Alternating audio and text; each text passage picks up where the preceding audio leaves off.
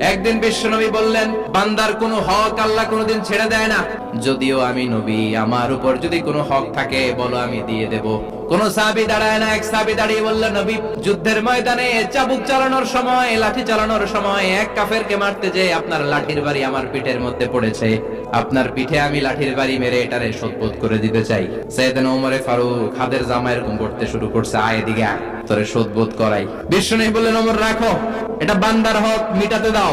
সাহাবী বলে, ও নবী, তখন দুর্ভিক্ষের সময়ের যুদ্ধ ছিল, আমাদের গায়ে জামা ছিল না। আপনি যদি যথা নিয়মে কেসাসটা আদায় করতে চান, আপনার জামাটা খুলেন, খালি পিঠের মধ্যে বাড়িটা মার। ওনার জুব্বাটা উপরের দিকে উঠালেন, বিশ্বনবীকে পিছন দিক থেকে জড়িয়ে ধরে ওই মোহরে নবুয়তের মধ্যে চুমু দিয়ে ফেলেছে। সাহাবী বললেন, নবী গো, এই নাটক করার জন্য আপনি আমারে মাফ করে দিয়েন। আপনি বিশ্বনবী, উদম গায়ে আপনারে দেখা যায় না। শুনেছি আপনার পিঠের মধ্যে মোহরে নবুয়ত আছে। আপনার